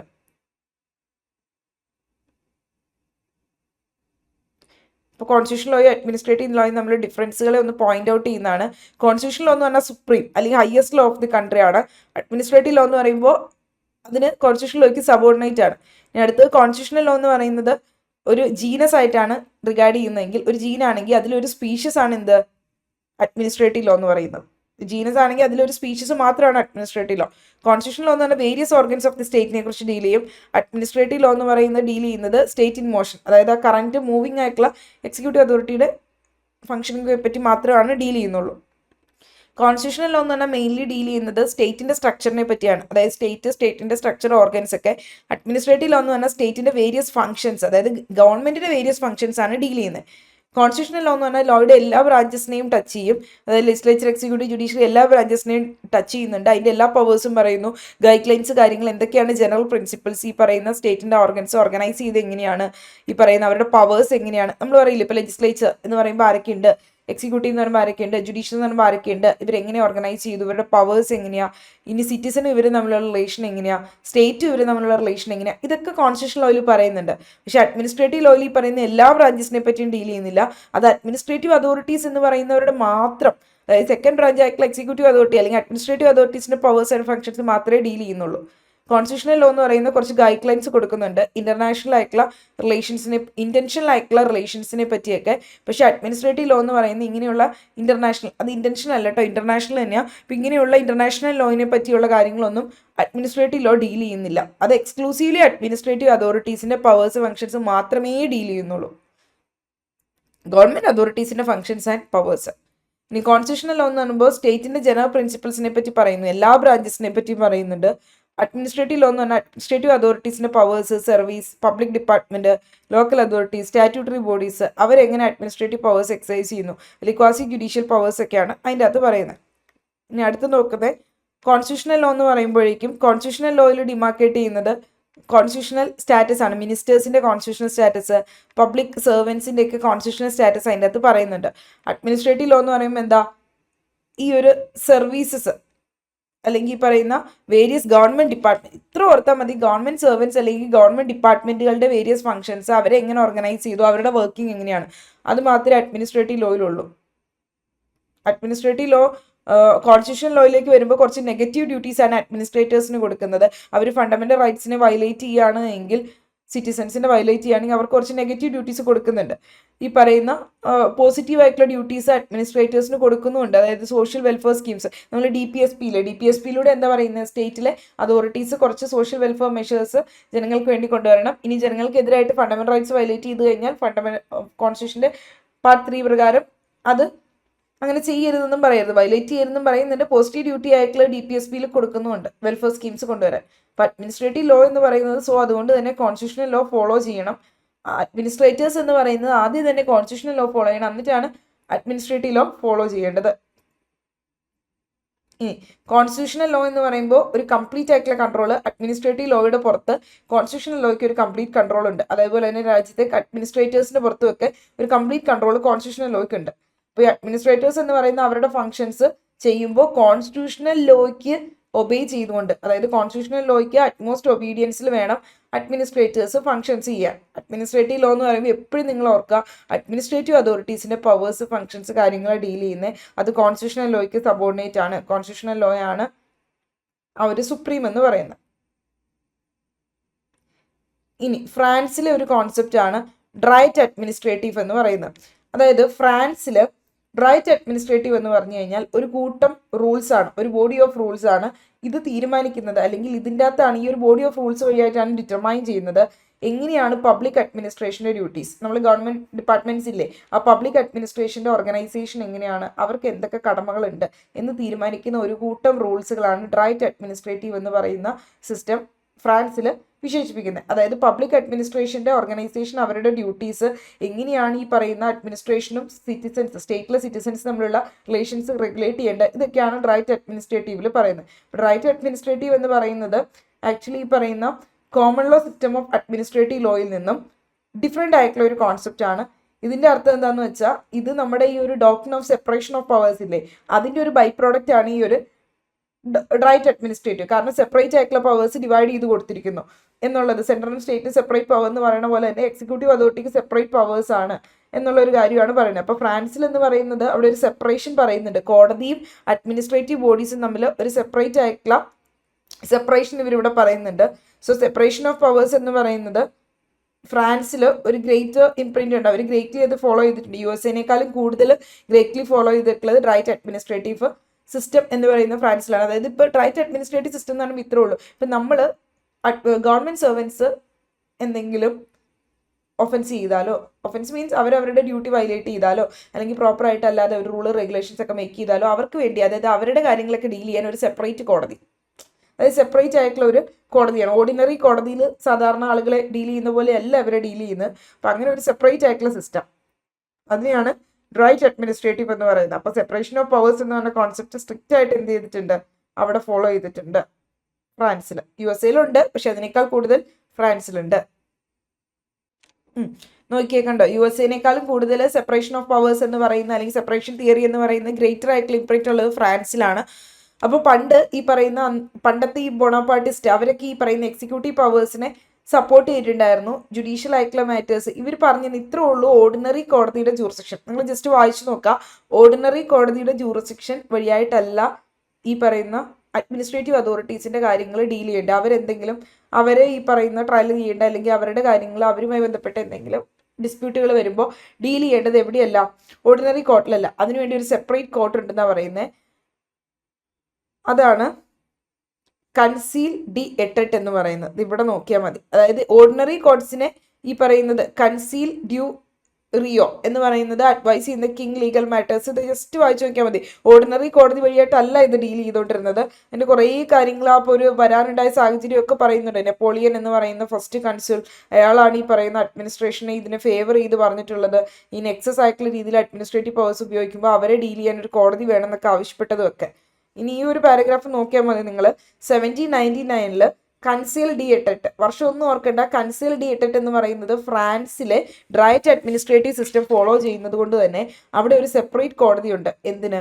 അഡ്മിനിസ്ട്രേറ്റീവ് അതോറിറ്റിൻ്റെ പവേഴ്സ് കാര്യങ്ങൾ ഒക്കെ കൺട്രോൾ ചെയ്യാൻ, ഫങ്ഷൻസ് ഒക്കെ കൺട്രോൾ ചെയ്യാനും അവരെന്തെങ്കിലും കൂടുതലായിട്ട് എക്സസ് ആയിട്ട് പവറൊക്കെ ഉപയോഗിച്ച് കഴിഞ്ഞ് കഴിഞ്ഞാൽ അതൊക്കെ മെയിനായിട്ട് റിസോൾവ് ചെയ്യുന്നത് ഏതിലാണ്? കൺസീൽ ഡി എട്ടറ്റ് എന്ന് പറയുന്ന ഒരു കോടതി വഴിയായിട്ടാണ്. ഓർഡിനറി സാധാരണ കോടതി വഴിയായിട്ടല്ല. സിറ്റിസൺസ് റൈറ്റ്സ് വയലേറ്റ് ചെയ്യുമ്പോൾ ചെയ്യുന്ന കോടതി വഴിയായിട്ടല്ല ഇവർ ചെയ്യുന്നത്. അവർക്കൊരു സെപ്പറേറ്റ് കോടതിയുണ്ട്. അതാണ് കൺസീൽ ഡി എറ്ററ്റ് എന്ന് പറയുന്നത്. ഒന്ന് ഓർത്ത് വയ്ക്കാം കേട്ടോ.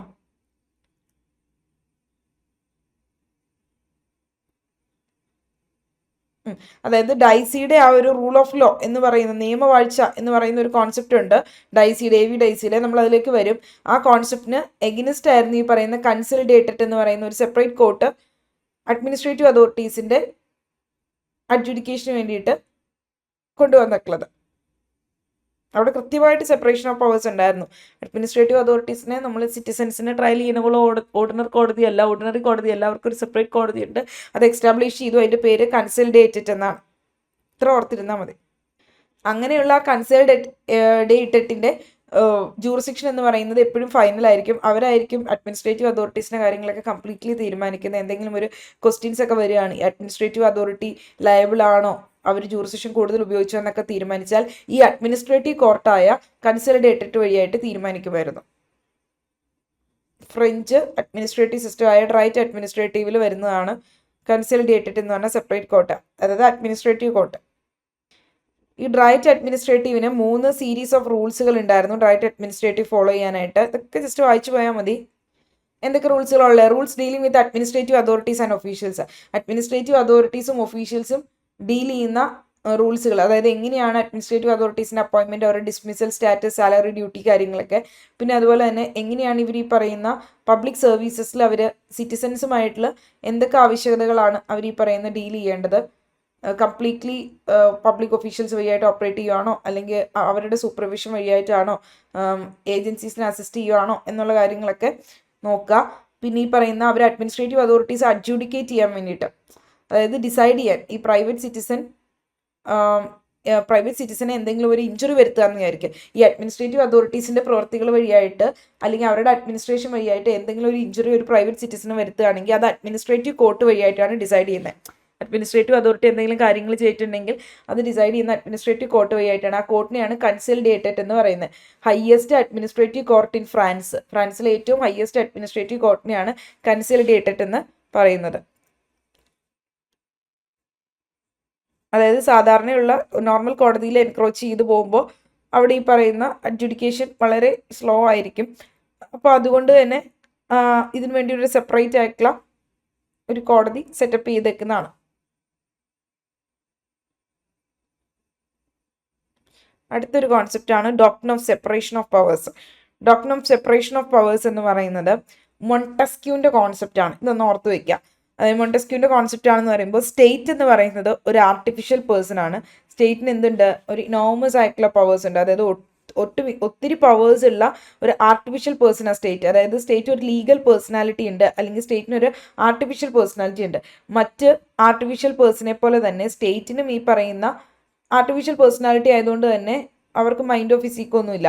അവരുടെ ഫംഗ്ഷൻസ്, സ്റ്റേറ്റിൻ്റെ ഫംഗ്ഷൻസ്, പവേഴ്സൊക്കെ എക്സിക്യൂട്ട് ചെയ്യുന്ന ആരിലൂടെയാണ്, ഹ്യൂമൻ ഏജൻസിലൂടെയാണ് പവേഴ്സൊക്കെ ഫംഗ്ഷൻസ് ചെയ്യുന്നത്. അതായത് ആ സ്റ്റേറ്റിൻ്റെ ഫംഗ്ഷൻസ് പെർഫോം ചെയ്യുന്ന ഹ്യൂമൻ ഏജൻസ് ആണ് ആര്, ഗവൺമെൻറ് സെർവൻസ് അല്ലെങ്കിൽ ഗവൺമെൻറ് ഉദ്യോഗസ്ഥർ, പബ്ലിക് സെർവൻസ് എന്ന് പറയുന്നത്.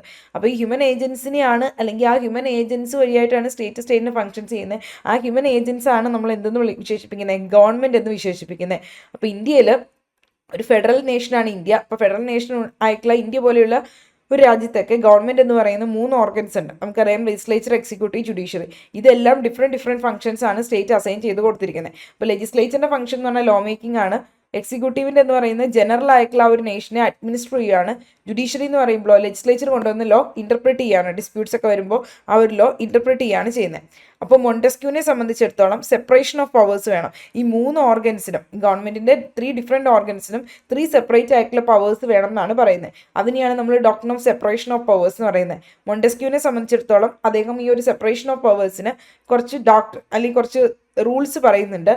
അദ്ദേഹം പറയുന്ന ഒന്നാമത്തെ റൂളാണ്, 1 organ of the government should not interfere with the working of other. അതായത് ഇപ്പോൾ ലെജിസ്ലേച്ചറിൻ്റെ ഫംഗ്ഷനിങ്ങിനെ എക്സിക്യൂട്ടീവോ ജുഡീഷ്യറിയോ ഇൻ്റർഫിയർ ചെയ്യരുത്. അതായത് അല്ലെങ്കിൽ എക്സിക്യൂട്ടീവിൻ്റെ ഫംഗ്ഷനെ ജുഡീഷ്യറിയും ലെജിസ്ലേച്ചറും ഇൻ്റർഫിയർ ചെയ്യരുത്, ജുഡീഷ്യറിയുടെ ഫംഗ്ഷനെ ലെജിസ്ലേച്ചർ എക്സിക്യൂട്ടീവ് ഇൻ്റർഫിയർ ചെയ്യരുത്, ആ ഒരു രീതിയിൽ. അതായത് ഗവൺമെൻറ്റിൻ്റെ ഒരു ഓർഗൻ ഒരിക്കലും മറ്റൊരു ഓർഗൻ്റെ വർക്കിങ്ങിനെ തടസ്സമാകരുത് എന്നുള്ള കാര്യമാണ് പറയുന്നത്. അയാൾ പറയുന്നത് കൃത്യമായിട്ടും പവേഴ്സ് ഈ 3 ഓർഗൻസിനെ സെപ്പറേറ്റ് ചെയ്ത് കൊടുക്കണം. ഇനി അടുത്തത് നോക്കിയേ, 1 organ of the government should not excise the functions assign to any other organ. അതായത് മറ്റേതെങ്കിലും ഓർഗന്, ലെജിസ്ലേച്ചറിനോ എക്സിക്യൂട്ടീവിനോ കൊടുത്ത ഫംഗ്ഷൻ ഒരിക്കലും തന്നെ ജുഡീഷ്യറി ചെയ്യരുത്, അല്ലെങ്കിൽ ജുഡീഷ്യറിക്ക് കൊടുത്ത ഫംഗ്ഷൻ ലെജിസ്ലേച്ചറിന് എക്സിക്യൂട്ടീവിന് ചെയ്യാനും പറ്റില്ല. അപ്പോൾ മറ്റ് ഓർഗൻസിന് അസൈൻ ചെയ്ത് കൊടുത്ത ഫംഗ്ഷൻസ് ഒരു ഓർഗൻ ഓഫ് ദി ഗവൺമെൻറ്റിന് എക്സൈസ് ചെയ്യാൻ പറ്റില്ല. ഈ സെയിം പേഴ്സൺ എന്ന് പറയുന്നത് ഒരിക്കലും എന്താവാൻ പറ്റില്ല, അറ്റ് ദ സെയിം ടൈം ഒരു ഓർഗൻ്റെ കൂടുതൽ ഭാഗമാവാൻ പറ്റില്ല. അതായത് ഒരു പേഴ്സൺ എന്ന് പറയുമ്പോൾ ഒരു ഓർഗൻ്റെ ഭാഗമാണ് ആവുന്നത്, ഒന്നിൽ ലെജിസ്ലേച്ചർ അല്ലെങ്കിൽ എക്സിക്യൂട്ടീവ് അല്ലെങ്കിൽ ജുഡീഷ്യറി, ഒന്നിൽ കൂടുതൽ ഓർഗൻ്റെ ഭാഗമാവാനും പാടില്ല. അങ്ങനെയൊക്കെ വരുമ്പോൾ ബയസ് സംഭവിക്കും. അതുകൊണ്ടാണ് ഈ ഒരു ഡോക്ട്രിൻ എന്ന് പറയുന്നത് നമ്മുടെ ഗവൺമെൻറ്റിൻ്റെ വളരെ സ്മൂത്ത് ആയിട്ടുള്ള ഫംഗ്ഷനിങ് ഉറപ്പാക്കാൻ വേണ്ടിയിട്ടാണ് ഇദ്ദേഹം പറയുന്നത്. മൊണ്ടസ്ക്യൂ ആണെന്നൊന്ന് ഓർത്ത് വയ്ക്കുക, doctrine of separation of powers. അപ്പോൾ അതല്ല എങ്കിൽ ഒരു ഓവർലാപ്പ് വരികയും ഗവൺമെൻറ്റിൽ ഒരു ഫ്രിക്ഷൻ സംഭവിക്കുകയും ചെയ്യും. അപ്പോൾ ഒരു ക്ലിയർ ആയിട്ടുള്ള ഫംഗ്ഷൻ ഓരോരുത്തർക്ക് പെർട്ടിക്കുലർ ആയിട്ട് ഡിവൈഡ് ചെയ്ത് കൊടുക്കുക, അങ്ങനെ തന്നെ അത് പെർഫോം ചെയ്യുക, അതാണ് പുള്ളി ഉദ്ദേശിക്കുന്നത്.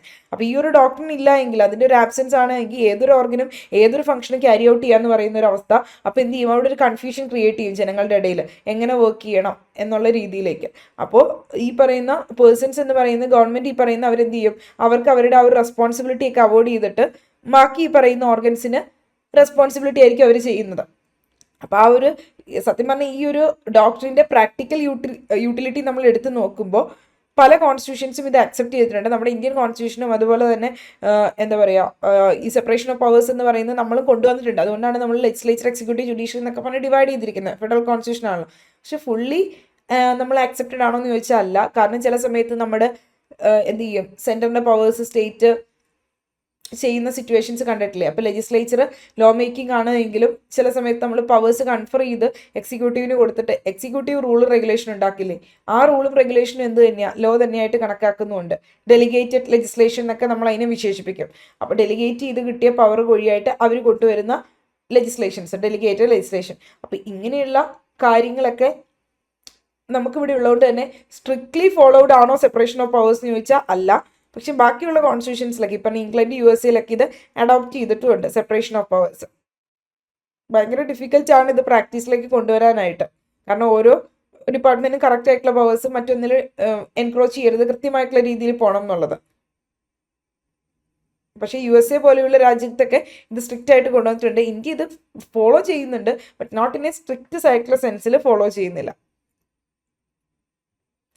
കണ്ടോ, ഇന്ത്യയിൽ നമ്മുടെ കോൺസ്റ്റിറ്റ്യൂഷനിൽ ഒരു സ്ഥലത്തും നമ്മൾ doctrine of separation of powers mention ചെയ്യുന്നില്ല ഈ ഒരു വേർഡിനെ പറ്റി. പക്ഷേ സ്റ്റിൽ നമ്മൾ ഫോളോഡ് ആണ്. ഇപ്പോൾ പറ്റുന്നിടത്തോളം, പോസിബിൾ ആവുന്നിടത്തോളം നമ്മൾ ഫോളോ ചെയ്യുന്നുണ്ട്. അതിന് കുറച്ച് എക്സാമ്പിൾസ് തരാം. ഇപ്പം നമ്മുടെ കൗൺസിൽ ഓഫ് മിനിസ്റ്റേഴ്സ് എന്ന് പറയുന്നത് എങ്ങനെയാണ്, പാർലമെന്റ് മെമ്പേഴ്സ് വഴിയായിട്ടാണ് മെയ്ഡ് ചെയ്യുന്നത്. ഇപ്പം ഏതെങ്കിലും ഒരു പേഴ്സൺ എന്ന് പറയുന്നത് പാർലമെന്റ് മെമ്പർ അല്ല എങ്കിൽ അയാൾ എന്താവും, അയാളെ ഒരു മിനിസ്റ്ററായിട്ട് മെയ്ഡ് ചെയ്തിട്ടുണ്ട് എങ്കിൽ അയാൾക്ക് കണ്ടസ്റ്റ് ചെയ്യാനായിട്ട് പറ്റും ഇലക്ഷന്. അതുപോലെ തന്നെ പാർലമെന്റ് മെമ്പർ ആവാൻ പറ്റും വിത്തിൻ 6 months അതല്ലെങ്കിൽ ഈ പറയുന്ന അയാൾ ഡിസ്ക്വാളിഫൈഡ് ആവും മിനിസ്റ്ററായിട്ട് കണ്ടിന്യൂ ചെയ്യുന്നത്. അപ്പോൾ ഒരു മെമ്പർ ഓഫ് എക്സിക്യൂട്ടീവ് ആവണമെങ്കിൽ അയാൾ ലെജിസ്ലേച്ചർ മെമ്പർ ആവണം എന്നുള്ളതാണ് പറയുന്നത്. അപ്പോൾ അയാൾ 2 ഓർഗൻസിന്റെ പാർട്ടാണ് at the same time. So അതിൻ്റെ അർത്ഥം എന്താ, first rule of separation of പവേഴ്സിൽ നിന്നും ഒരു ഡീവിയേഷൻ അല്ലേ. അതായത് സെപ്പറേഷൻ ഓഫ് പവേഴ്സ് പറഞ്ഞാൽ ഓരോന്നും അവർ ഒരെണ്ണത്തിൽ ഓർഗനിൽ മാത്രമേ നിൽക്കാവുള്ളൂ എന്നാണ് മോണ്ടസ്ക്യൂ പറയുന്നത്. ഇപ്പം നമുക്കിവിടെ ഉണ്ടോ എന്ന് ചോദിച്ചു കഴിഞ്ഞാൽ സ്ട്രിക്റ്റ് ആയിട്ടുള്ള സെൻസിലില്ല. അതുകൊണ്ടാണ് നമ്മൾ പറയുന്നത് ഒന്നിൽ നിന്ന് ഡീവിയേറ്റ് ചെയ്ത് പോയിട്ടുണ്ട്. ഒരേ സമയം 2 അതോറിറ്റിയിൽ പവർ വരികയല്ലേ, മെമ്പറായിട്ട് നിൽക്കുകയല്ലേ. പിന്നെ എക്സിക്യൂട്ടീവ് ആണ് ലെജിസ്ലേച്ചറിനോട് റെസ്പോൺസിബിൾ. അപ്പോൾ എക്സിക്യൂട്ടീവിൻ്റെ പ്രവൃത്തികൾ എന്ന് പറയുന്നത് ലെജിസ്ലേച്ചറിന് വേണമെങ്കിൽ ക്വസ്റ്റ്യൻ ചെയ്യാം. അപ്പോൾ അവിടെയും ഈ പറയുന്ന സെപ്പറേഷൻ ഓഫ് പവേഴ്സിൽ നിന്നും ഡീവിയേഷൻ സംഭവിച്ചു. പിന്നെ ഡെലിഗേറ്റ് ലെജിസ്ലേഷൻ നമ്മൾ പറഞ്ഞു, എക്സിക്യൂട്ടീവ് ലോ മേക്ക് ചെയ്യുന്നുണ്ട് എങ്ങനെ, അതുപോലെ തന്നെ എക്സിക്യൂട്ടീവ് ജുഡീഷ്യറിയുടെ ഫംഗ്ഷൻ ചെയ്യുന്നുണ്ട്. ഏത് രീതിയിൽ, ട്രൈബ്യൂണൽ അങ്ങനെയൊക്കെ വഴിയായിട്ട് ക്വാസി ജുഡീഷ്യൽ ഫംഗ്ഷൻസും അവർ ചെയ്യുന്നുണ്ട്. അപ്പോൾ എക്സിക്യൂട്ടീവ് എന്ന് പറയുന്നത് ജുഡീഷ്യറി ചെയ്യുന്ന പോലെ തന്നെ കേസ് ഡിസൈഡ് ചെയ്യുന്നുണ്ട്. എക്സിക്യൂട്ടീവ് ചില സമയത്ത് ലെജിസ്ലേച്ചറിൻ്റെ ഫംഗ്ഷൻസും ചെയ്യുന്നുണ്ട്. ലോ മേക്കിംഗ്, അതായത് റൂള് റെഗുലേഷനെ മേക്ക് ചെയ്യുന്ന ആ റൂള് റെഗുലേഷനും ലോ ആയിട്ടാണ് കൺസിഡർ ചെയ്യുന്നത്. സോ പ്രാക്ടിക്കലി വളരെ ഡിഫിക്കൽട്ട് ആണ് നമ്മൾ ഇതിവിടെ ഫോളോ ചെയ്യാനായിട്ട്. നമ്മൾ പല സമയത്തും ഡീവിയേറ്റ് ചെയ്ത് പോകുന്നുണ്ട്. ഓക്കെ, നമ്മൾ അതിൻ്റെ ആ ഒരു എന്താ പറയുക, ഒരു ഇൻ എസെൻസ് അല്ലെങ്കിൽ ആ ഒരു ലെറ്റർ സ്പിരിറ്റ് ബൈ വേർഡ് അങ്ങനെ ഫോളോ ചെയ്യുന്നുണ്ടോ എന്ന് ചോദിച്ചാൽ വളരെ സ്ട്രിക്റ്റ് ആയിട്ടുള്ള രീതിയിൽ നമ്മൾ ഫോളോ ചെയ്യുന്നില്ല സെപ്പറേഷൻ ഓഫ് പവേഴ്സ്. കാരണം നമുക്ക് വളരെ ഇമ്പോസിബിൾ ആണ്. ഈ പറയുന്ന കോൺസ്റ്റിറ്റ്യൂഷണൽ വാലിഡിറ്റി, ഡെലിഗേറ്റഡ് ലെജിസ്ലേഷൻ എന്നൊക്കെ പറയുമ്പോഴേക്കും അതായത് റൂള് കൺഫർ ചെയ്ത് കൊടുത്ത വഴിയായിട്ട് എക്സിക്യൂട്ടീവ് അതോറിറ്റി കൊണ്ടുവരുന്നതാണ്. അപ്പോൾ അത് നമ്മുടെ കോടതിയെ സംബന്ധിച്ചിടത്തോളം ഡെലിഗേറ്റ് ലെജിസ്ലേഷൻ്റെ കോൺസ്റ്റിറ്റ്യൂഷണൽ വാലിഡിറ്റി ഒക്കെ എന്ന് പറയുന്നത് അപ്ഹോൾഡ് ചെയ്യുകയാണ്, ശരിവെക്കുകയാണ് ചെയ്യുന്നത്. അപ്പോൾ അത് നമുക്ക് വളരെ യൂസ്ഫുള്ളും ആണ് പ്രാക്ടീസ് സെൻസിൽ. അപ്പോൾ അതുകൊണ്ട് നമുക്ക് എപ്പോഴും ഈ പറയുന്ന ഓരോരുത്തർ അവരവരുടെ ആ ഒരു പവേഴ്സ് മാത്രമേ ചെയ്യാവുള്ളൂ എന്നുള്ള സ്ട്രിക്റ്റ് സെൻസിൽ USA ഉള്ള പോലെ നമുക്ക് സെപ്പറേഷൻ ഓഫ് പവേഴ്സ് അക്സെപ്റ്റ് ചെയ്യാൻ പറ്റില്ല. അപ്പോൾ അത് മോണ്ടസ്ക്യൂവിൻ്റെ ആണെന്നൊന്ന് ഓർത്തിരിക്കുക എന്താണ് അതിൻ്റെ ഒരു കോൺസെപ്റ്റ് എന്ന്. ഇനി അടുത്ത റൂൾ ഓഫ് ലോ. എന്താ rule of law? Rule of law എന്ന് പറയുന്നത് അഡ്മിനിസ്ട്രേറ്റീവ് ലോയുടെ ഒരു ബേസിസ് എന്ന് പറയുന്നതാണ് doctrine of rule of law എന്ന് പറയുന്നത്. റൂൾ ഓഫ് ലോയുടെ അർത്ഥം എന്ന് പറയുന്നത്, റൂൾ ഓഫ് ലോ എന്ന് പറയുന്ന ഒരു പ്രിൻസിപ്പിൾ ഡിറൈവ് ചെയ്ത് വന്നിട്ടുള്ളത് അല്ലെങ്കിൽ ഒരു ഡോക്ട്രിൻ ഡിറൈവ് ചെയ്ത് വന്നിട്ടുള്ളത് ഒരു ഫ്രഞ്ച് ഫ്രേസിൽ നിന്നാണ്. ആ ഫ്രഞ്ച് ഫ്രേസിൻ്റെ പേരോർത്ത് വെച്ചു, അല്ലെങ്കിൽ ഫ്രഞ്ച് ടേമിൻ്റെ പേരോർത്ത് വയ്ക്കുക. ലാ പ്രിൻസിപ്പിളി ഡേ ലീഗലൈറ്റ്. ലാ പ്രിൻസിപ്പിൾ ഡി ലീഗലൈറ്റ്. അതിൻ്റെ അർത്ഥം government based on the principles of law. Government എന്ത് ചെയ്യണം, ലോയുടെ പ്രിൻസിപ്പിൾസിനെ ബേസ് ചെയ്തിട്ടായിരിക്കണം. അതായത് ലോ ആണ് supreme, no one is above law. ഗവൺമെൻറ്റും എന്ത് ഫോളോ ചെയ്യണം, ലോ ഫോളോ ചെയ്യണം എന്നുള്ള കാര്യമാണ് പറയുന്നത്. No one is above law, എല്ലാവരും ഈ പറയുന്ന ലോയ്ക്ക് അതീതമാണ്. ഗവൺമെൻറ്റും എന്ത് ചെയ്യണം, ലോ ഫോളോ ചെയ്യണം എന്നുള്ള കാര്യമാണ് പറയുന്നത്. ഗവൺമെൻറ്റും ലോയുടെ പ്രിൻസിപ്പിൾസ് ഫോളോ ചെയ്യണമെന്ന്. അപ്പോൾ ലോ എന്ന് പറയുന്നത് നമ്മൾ അതിൻ്റെ അർത്ഥം എന്ന് പറയുന്ന ഒരു റൂൾ അല്ലെങ്കിൽ ഒരു പ്രിൻസിപ്പിൾ, അതാണ് ഈ പറയുന്ന ഹ്യൂമൻ ബീയിങ്സിൻ്റെ എക്സ്റ്റേണൽ ആക്ഷൻസ് പ്രവർത്തികളൊക്കെ ഗവേൺ ചെയ്യുന്ന റൂൾ അല്ലെങ്കിൽ പ്രിൻസിപ്പിൾ എന്നാണ് ലോ എന്ന് പറഞ്ഞു കഴിഞ്ഞാൽ. അതിൻ്റെ അർത്ഥം അത് റെക്കഗ്നൈസ് ചെയ്യുന്ന അല്ലെങ്കിൽ അപ്ലൈ ചെയ്യുന്നത് ഈ പറയുന്ന ആ ഒരു കൺട്രിയുടെ അഫേഴ്സിൽ കാര്യങ്ങളിലൊക്കെ റെക്കഗ്നൈസ് അപ്ലൈ ചെയ്യുന്നതൊക്കെയാണ്. ഇപ്പോൾ ലോ എന്ന് പറയുന്നത് നമ്മൾ ഒബ്സർവ് ചെയ്യുക അല്ലെങ്കിൽ ലോ ആൻഡ് ഓർഡർ കീപ്പ് ചെയ്യുക എന്നുള്ളതാണ് മെയിൻ ആയിട്ടുള്ള ഉദ്ദേശം. അപ്പോൾ ലോ ആൻഡ് ഓർഡർ കീപ്പ് ചെയ്യുക, അതിനൊരു സിനോണിമസ് ആയിട്ടുള്ള വേർഡാണ് റൂൾ ഓഫ് ലോ എന്ന് പറയുമ്പോൾ. ഇത് ആദ്യമായിട്ട് പ്രൊപ്പൗണ്ട് ചെയ്തേക്കുള്ള, ഇതൊക്കെ ഓർത്ത് വെക്കണേ, ആദ്യമായിട്ട് പ്രൊപ്പൗണ്ട് ചെയ്തേക്കുള്ള ഒരു വ്യക്തിയാണ്. നിയമവാഴ്ച എന്ന് പറയില്ല, അതാണ് റൂൾ ഓഫ് ലോ എന്ന് പറയുന്നത്. None is above law, law ആണ് സുപ്രീം എന്ന് പറയുന്ന കോൺസെപ്റ്റ്. അപ്പോൾ എഡ്വാർഡ് കോക്ക് എന്ന് പറയുന്ന ഒരു വ്യക്തിയാണ് ആദ്യമായിട്ട് ഈ ഒരു കോൺസെപ്റ്റ് കൊണ്ടുവന്നത്, റൂൾ ഓഫ് ലോ. പേര് ഓർത്ത് വെക്കുക, സർ എഡ്വാർഡ് കോക്ക്. പിന്നീട് അത് ഡെവലപ്പ് ചെയ്തെടുത്തത് പ്രൊഫസർ എ വി ഡൈസിയാണ്. എ വി ഡൈസി അദ്ദേഹത്തിൻ്റെ ഒരു ബുക്കിൽ ഈ റൂൾ ഓഫ് ലോയിനെ പറ്റി പറയുന്നുണ്ട്. The law of the constitution 1885 publish ചെയ്ത the law of the constitution എന്ന് പറയുന്ന ബുക്കിൽ ഇദ്ദേഹം ഈ പറയുന്ന റൂൾ ഓഫ് ലോ എന്ന് പറയുന്ന കോൺസെപ്റ്റിനെ പറ്റി പറയുന്നുണ്ട്. അപ്പോൾ ഈ ഒരു എഡ്വേർഡ് കോക്കിനെ സംബന്ധിച്ചിടത്തോളം അയാൾ ഈ പറയുന്ന ഒരു കിങ്ങിന് എഗനിസ്റ്റ് ആയിട്ടുള്ള ഒരു യുദ്ധം നടന്ന സമയത്ത് അയാൾ പറഞ്ഞു he should be under god and law, ലോയ്ക്കും ഗോഡിനും വിധേയരായിരിക്കണം. അപ്പം അതിൻ്റെ അർത്ഥം എന്താ? ലോയുടെ സുപ്രീമസി, നിയമത്തിന് അതീതമായിരിക്കണം എന്നുള്ള കാര്യമാണ് പറയുന്നത്. അപ്പോൾ ലോ എപ്പോഴും സുപ്രീമാണ്, നമ്മൾ നിയമം ഫോളോ ചെയ്യാനായിട്ട് ബൗണ്ട് ആണെന്നുള്ള ഒരു കാര്യമാണ് പറയുന്നത്. ഇപ്പോൾ ഡൈസിയെ സംബന്ധിച്ചിടത്തോളം റൂൾ ഓഫ് ലോ എന്ന് പറയുന്നത് ഒരു ബെഡ്റോക്കാണ് നമ്മുടെ ബ്രിട്ടീഷ് ലീഗൽ സിസ്റ്റത്തിന്. അപ്പോൾ ഇയാളുടെ ഈ ഒരു ഡോക്ട്രിൻ എന്ന് പറയുന്നത് US കോൺസ്റ്റിറ്റ്യൂഷനിലും ഈ ഡൈസിയുടെ റൂൾ ഓഫ് ലോ, നിയമവാഴ്ച എന്ന് പറയുന്ന ഒരു കോൺസ്റ്റിറ്റ്യൂഷൻ, ഗവൺമെൻറ് അതോറിറ്റിയും ലോ ഫോളോ ചെയ്യണം എന്ന് പറയുന്ന ഈ ഒരു കോൺസെപ്റ്റ് USA-ലും ഇന്ത്യയിലും ഒക്കെ നമുക്കിവിടെ റൂൾ ഓഫ് ലോ ഉണ്ട്, നമുക്കും നിയമവാഴ്ചയുണ്ട്. അപ്പോൾ ഈ ഡൈസിയെ സംബന്ധിച്ചിടത്തോളം റൂൾ ഓഫ് ലോയ്ക്ക് 3 പ്രിൻസിപ്പിൾസ് ഉണ്ട്, ഇമ്പോർട്ടൻ്റ് ആണ്, ഓർത്തിരിക്കുക. റൂൾ ഓഫ് ലോയുടെ 3 പ്രിൻസിപ്പിൾസ് എന്ന് പറഞ്ഞാൽ, ഒന്ന് സുപ്രീമസി ഓഫ് ലോ, നിയമവാഴ്ച. അതിൻ്റെ അർത്ഥം എന്താ? None is above law, law ആണ് സുപ്രീം എന്ന് പറയുന്ന കോൺസെപ്റ്റ് ആണ് റൂൾ ഓഫ് ലോയിലെ ഒന്നാമത്തെ പ്രിൻസിപ്പിൾ. 2 ഇക്വാലിറ്റി ബിഫോർ ലോ, എല്ലാവരും നിയമത്തിന് മുമ്പിൽ ഈക്വൽ ആണ്, ആർക്കും നിയമത്തിൻ്റെ അണ്ടറിൽ ഒരു പ്രത്യേകമായിട്ടുള്ള ഒരു കൺസിഡറേഷനോ കാര്യങ്ങളൊന്നുമില്ല, എല്ലാവരും നിയമത്തിന് മുമ്പിൽ ഈക്വൽ ആണ്. ഒരു സ്പെഷ്യൽ ആയിട്ടുള്ള ഒരു പ്രൊട്ടക്ഷൻ ആർക്കും പ്രൊവൈഡ് ചെയ്യുന്നില്ല എന്നുള്ളത്, ആബ്സെൻസ് ഓഫ് സ്പെഷ്യൽ ആയിട്ടുള്ള ഒരു പ്രൊട്ടക്ഷൻ എന്നാണ് ഉദ്ദേശിക്കുന്നത്. ഇനി പ്രീഡോമിനൻസ് ഓഫ് ലീഗൽ സ്പിരിറ്റ്, അതിൻ്റെ അർത്ഥം എന്താ? നമ്മുടെ കോടതികൾ എന്ന് പറയുന്നത് കോമ്പിറ്റൻ്റ് ആയിരിക്കണം, അതുപോലെ തന്നെ ഇമ്പാർഷ്യൽ ആയിട്ടുള്ള ലീഗലി കോമ്പിറ്റൻ്റ് ആയിട്ടുള്ള എക്സ്പേർട്ട് ആയിട്ടുള്ളതായിരിക്കണം കോടതികൾ എന്നുള്ളതാണ്. അപ്പോൾ ഈ 3 പ്രിൻസിപ്പിൾസ് ആണ് റൂൾ ഓഫ് ലോ, നിയമവാഴ്ച എന്നും കൊണ്ട് പ്രൊഫസർ എ വി ഡൈസി ഉദ്ദേശിച്ചിരുന്നത്. ഓർത്ത് വയ്ക്കുക കേട്ടോ അത്. ഇനി ഡോക്ട്രിൻ എന്ന് പറയുന്നത്, ഈ ഒരു റൂൾ ഓഫ് ലോ എന്ന് പറയുന്ന ഡോക്ടറിൻ ഇംഗ്ലണ്ടിൽ എങ്ങനെയാണ് അപ്ലൈ ചെയ്യുന്നത്? അപ്പോൾ ഇവിടെ ഇംഗ്ലണ്ടിൽ എന്ന് പറയുന്ന റിട്ടൺ ആയിട്ടുള്ള കോൺസ്റ്റിറ്റ്യൂഷൻ അല്ല, നമുക്കറിയാം റിട്ടൺ കോൺസ്റ്റിറ്റ്യൂഷൻ അല്ല അവിടെ നിന്ന്, അൺറിട്ടൺ ആണ്. അപ്പോൾ അതുകൊണ്ട് തന്നെ റൂൾ ഓഫ് ലോ എന്ന് പറയുന്നത് പല കോൺക്രീറ്റ് കേസസിൽ അവിടെ അപ്ലൈ ചെയ്യുന്നുണ്ട്. അപ്പോൾ ഡൈസിയുടെ റൂൾ ഓഫ് ലോ എന്ന് പറയുന്നത് ഫുള്ളി ആക്സെപ്റ്റഡ് അല്ല, ആ ഒരു ഫുള്ളി ഇംഗ്ലണ്ടിലെ ആക്സെപ്റ്റഡ് അല്ല, ഇന്ത്യയിൽ ആക്സെപ്റ്റഡ് ആണ് റൂൾ ഓഫ് ലോ എന്ന് പറയുന്നത്. ആ ഒരു സമയത്ത് ഒരുപാട് സ്റ്റാറ്റ്യൂട്ടുകളൊക്കെ ഈ പറയുന്ന അഡ്മിനിസ്ട്രേറ്റീവ് പവറിൻ്റെ ആ ഒരു പ്രയോറിറ്റിയൊക്കെ അന്ന് അലോ ചെയ്തിരുന്ന സമയമായിരുന്നു. അതായത് ഇംഗ്ലണ്ടിലെ പല സ്റ്റാറ്റ്യൂട്ടുകൾ വഴിയായിട്ടും അഡ്മിനിസ്ട്രേറ്റീവ് പവറിൻ്റെ ആ ഒരു അതോറിറ്റി അല്ലെങ്കിൽ അഡ്മിനിസ്ട്രേറ്റീവ് പവറിൻ്റെ പ്രയോറിറ്റി അലോ ചെയ്തിട്ടുണ്ടായിരുന്നു. പക്ഷേ അതൊന്നും ഈ പറയുന്ന കോടതി മുമ്പാകെ ചലഞ്ച് ചെയ്യാനും പറ്റുമായിരുന്നില്ല. അപ്പം അതിൻ്റെ അർത്ഥം ഈ ഒരു സോവറിൻ ഇമ്മ്യൂണിറ്റി ആർക്കുണ്ടായിരുന്നു? അഡ്മിനിസ്ട്രേറ്റീവ് അതോറിറ്റിക്ക് ഉണ്ടായിരുന്നു, അല്ലെങ്കിൽ കിങ്ങിന് ഉണ്ടായിരുന്നു. അന്നത്തെ ഒരു കോൺസെപ്റ്റ് എന്ന് പറയുന്നത് king can do no wrong എന്നാണ്. അതായത് ഒരിക്കലും ഈ പറയുന്ന ഗവൺമെൻറ്റിന് അല്ലെങ്കിൽ ഈ പറയുന്ന കിങ് ആണല്ലോ അവിടെ, അപ്പോൾ കിങ്ങിന് റോങ് ചെയ്യാൻ പറ്റില്ല എന്നാണ്. അപ്പോൾ ഒരു സോവറിൻ ഇമ്മ്യൂണിറ്റി അവർക്കുണ്ട്. അപ്പോൾ ആ സോവറിൻ ഇമ്മ്യൂണിറ്റി ഉണ്ടായിരുന്നത് ഈ king can do no wrong എന്ന് പറയുന്ന ഒരു കോൺസെപ്റ്റ് അബോളിഷ് ചെയ്ത് പിന്നീട് ഇംഗ്ലണ്ടിൽ കളയുകയാണ് ഉണ്ടായത്. ഏത് ആക്ട് വഴി? ക്രൗൺ പ്രൊസീഡിങ്സ് ആക്ട് 1947 വഴിയായിട്ട്. അപ്പോൾ ഡൈസിയെ സംബന്ധിച്ചിടത്തോളം ഡൈസി എന്ന് പറയുന്നത് ആർബിട്രറി ആയിട്ടുള്ള ആ ഒരു പവറിനെ, അതായത് ഇപ്പോൾ ആ ഒരു ക്രൗണ് അല്ലെങ്കിൽ ഒരു കിങ്ങിൻ്റെ ആർബിട്രറി പവറൊക്കെ ഇല്ല, അവർക്ക് വിവേചനാധികാരം ഉണ്ടെന്ന്. വിവേചനാധികാരം ഡിസ്ക്രിഷണറി പവറാ, മറ്റേത് ആർബിട്രറി എന്ന് പറഞ്ഞാൽ ഒരു ബയാസ് ആയിട്ടുള്ള രീതിയിൽ പാർഷ്യലായിട്ട് ഡിസിഷൻ എടുക്കുന്നത്. അപ്പോൾ ഈ ആർബിട്രറി പവറിനെ ഡിസ്ക്രിഷണറി പവറിൽ നിന്നും വേർതിരിച്ച് പറഞ്ഞിട്ടുണ്ടായിരുന്നില്ല ഡൈസി. അതുകൊണ്ട് തന്നെ ഈ പറയുന്ന ഫ്രഞ്ച് ലീഗൽ സിസ്റ്റത്തിൻ്റെ മെറിറ്റ്സ് കാര്യങ്ങളെപ്പറ്റി മനസ്സിലാക്കാനായിട്ട് ഡൈസിക്ക് സാധിച്ചിരുന്നില്ല. കാരണം ഫ്രഞ്ച് ലീഗൽ സിസ്റ്റത്തിൽ സെപ്പറേറ്റ് കോടതിയല്ലേ അഡ്മിനിസ്ട്രേറ്റീവ് അതോറിറ്റീസിന് വേണ്ടിയിട്ട് കൺസോളിഡേറ്റ് അവരുടെ പവേഴ്സ് കാര്യങ്ങളൊക്കെ കൺട്രോൾ ചെയ്യാൻ വേണ്ടിയിട്ട്. അപ്പോൾ ഈ ഒരു കോൺസെപ്റ്റിനെ പറ്റി ഡൈസി മനസ്സിലാക്കിയിരുന്നില്ല, അതിൻ്റെ മെറിറ്റ്സിനെ പറ്റി. കാരണം ഡിസ്ക്രിഷണറി പവർ എന്ന് പറഞ്ഞാൽ വിവേചനാധികാരമാണ്, മറ്റേത് ആർബിട്രറി എന്ന് പറഞ്ഞാൽ ബയസ് ആയിട്ടുള്ള സിറ്റുവേഷൻ. അപ്പോൾ ഇത് രണ്ടിനെയും വേർതിരിച്ച് ഡൈസി പറഞ്ഞിട്ടും ഉണ്ടായിരുന്നില്ല. ഇനി റൂൾ ഓഫ് ലോ നമ്മുടെ കോൺസ്റ്റിറ്റ്യൂഷൻ ഉണ്ടോ എന്ന് ചോദിച്ചാൽ ഉണ്ട്, യെസ്. കാരണം നമുക്കിവിടെ ഏറ്റവും സുപ്രീം ആയിട്ടുള്ള ലോ കോൺസ്റ്റിറ്റ്യൂഷനാണ്. ഇന്ത്യൻ കോൺസ്റ്റിറ്റ്യൂഷൻ എന്ന് പറയുന്നതാണ് supreme law of the country.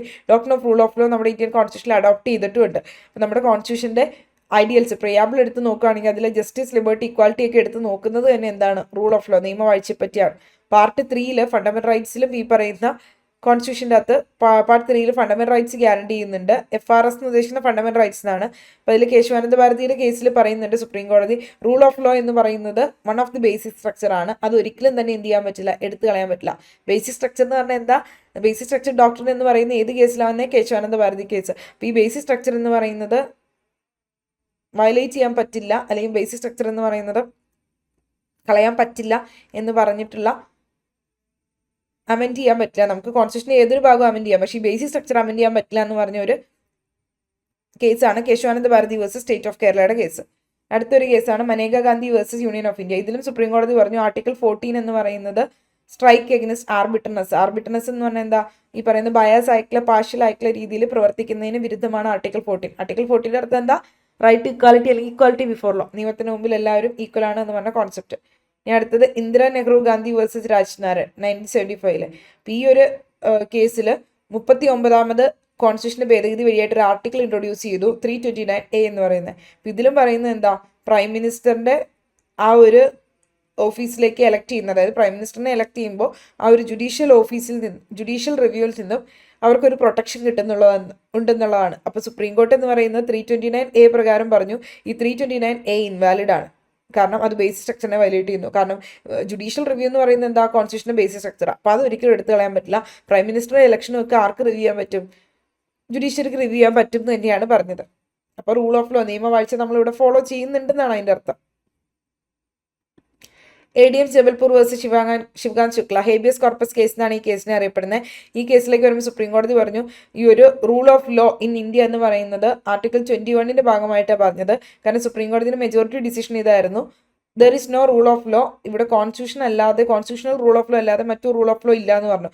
അപ്പോൾ സുപ്രീം കോടതി ഈ കേസിൽ വന്നു ആർട്ടിക്കിൾ 21 എന്ന് പറഞ്ഞാൽ നമ്മുടെ റൂൾ ഓഫ് ലോ ആണ്, അത് സസ്പെൻഡ് ചെയ്യുകയാണ് എങ്കിൽ അവിടെ റൂൾ ഓഫ് ലോ ഉണ്ടാവില്ല. അതായത് റൈറ്റ് ടു ലൈഫ് ആണ്, അപ്പോൾ അതൊരിക്കലും സസ്പെൻഡ് ചെയ്യാൻ പറ്റില്ല. അത് സസ്പെൻഡ് ചെയ്ത് കഴിഞ്ഞാൽ അവിടെ റൂൾ ഓഫ് ലോ ഇല്ലെന്നാണ് പറഞ്ഞത്. അപ്പോൾ ഇത്രയാണ് നമ്മുടെ കോൺസ്റ്റിറ്റ്യൂഷൻ്റെ അഡ്മിനിസ്ട്രേറ്റീവ് ലോയുടെ ഡെഫിനിഷൻ മീനിങ് നമ്മൾ കഴിഞ്ഞ ക്ലാസ്സിൽ നോക്കി. അപ്പോൾ അതിൻ്റെ reasons for the growth, nature and scope, നമ്മൾ എന്തൊക്കെയാണ് നോക്കിയാൽ nature and scope, reason for the growth of administrative law എന്ന് പറഞ്ഞ ബ്രാഞ്ച് വളരാനുണ്ടായ ഒരു റീസൺ, പിന്നെ അഡ്മിനിസ്ട്രേറ്റീവ് ലോയും കോൺസ്റ്റിറ്റ്യൂഷണൽ ലോയും തമ്മിലുള്ള ഡിഫറൻസ്, പിന്നെ അതുപോലെ തന്നെ റൈറ്റ് അഡ്മിനിസ്ട്രേറ്റീവ് എന്ന് പറയുന്ന ഫ്രഞ്ച് അഡ്മിനിസ്ട്രേറ്റീവ് സിസ്റ്റം, അവിടുത്തെ സെപ്പറേറ്റ് കോർട്ടായ കൺസീൽഡേറ്റഡ്, പിന്നെ അതുപോലെ തന്നെ റൂൾ ഓഫ് ലോ, പിന്നെ separation of powers. Rule of law AV ഡൈസിയുടെ ആണ്, കൊണ്ടുവന്ന എഡ്വാർഡ് കോക്കാണ്, പക്ഷേ ഡെവലപ്പ് ചെയ്തെടുത്ത് AV ഡൈസി ആണ്. അതിൻ്റെ 3 പ്രിൻസിപ്പിൾസ് ഒക്കെ ഓർത്ത് വയ്ക്കുക.